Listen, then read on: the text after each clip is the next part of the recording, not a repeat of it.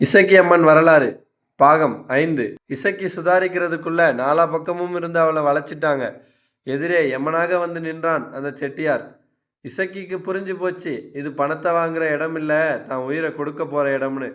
ஐயா, வேணாம் ஐயா, எனக்கு பணமும் வேணாம், ஒன்றும் வேணாம். என்னை விட்டுடுங்க ஐயா, நான் எங்கேயாவது தூர தேசத்துக்கு போயிடுறேன்.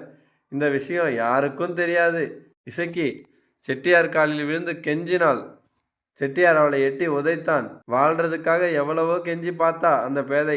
கல்லுல செஞ்ச சிலைக்கு கூட கண்ணீர் விட்டா இரக்கம் வரும். ஆனா அந்த பாவிக்கு இரக்கமே வரல. இவளை உசுரோட விட்டா நமக்கு ஆபத்துன்னு அவனோட புத்தி சொல்லிச்சு. வார்த்தையால சொன்னா பாவம் தீராது. அத்தனை கொடுமை நடந்துச்சு. பொண்ணுன்னு கூட பார்க்காம அந்த மிருகங்க அவளை தாக்க ஆரம்பிச்சாங்க. கள்ளி முள்ளு, கல்லு, மண்ணுன்னு எதுவுமே அவ உடம்ப விட்டு வைக்கல. அந்த காட்டு பகுதியே அவளோட அலறல் சத்தத்துல அதிர்ந்து போச்சு.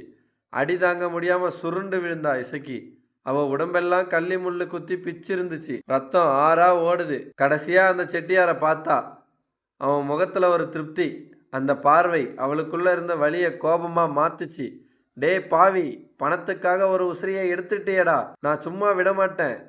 என் ரத்தம் ஒவ்வொரு சொட்டும் இந்த மண்ணுல விழுந்திருக்கு. நான் சாகலடா, இனிமேதான் அவதாரம் எடுக்க போறேன். அவ தான் சாவுறதுக்கெல்லாம் பயப்படல. வீட்டுல தொட்டிலுக்குள்ள அழுதுகிட்டு இருக்குமே தான் புள்ள, அது ஞாபகம் தான் வந்துச்சு. ஐயோ, என் பிள்ளைக்கு பால் கொடுக்க முடியாம கூட என்ன கொல்றீங்களேடா. என் புள்ள தவிச்ச மாதிரி உங்க வம்சம் தவிக்கும்டா. உன் வம்சம் வேரோட அழியும்டா. உன் குலம் நாசமா போகும். உன்னை அழிக்காம நான் ஓய மாட்டேன். சாபம் விட்டுட்டே செத்து விழுந்தா. அவளோட மூச்சு நின்னுச்சு. ஆனா அவளோட சபதம் அந்த காத்துல கலந்துச்சு.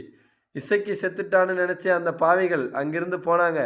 ஆனா அங்க செத்தது ஒரு மனித பெண்ணு தான். உயிர் தேழ போறது ஒரு உக்கிரமான தெய்வம். அமைதியா இருந்த கிராமம் இனி அல்லோலப்பட போகுது. செட்டியார் வீட்டுல இன்னைக்கு சந்தோஷம். ஆனா நாளைக்கு இசைக்கு பேயா தெய்வமா?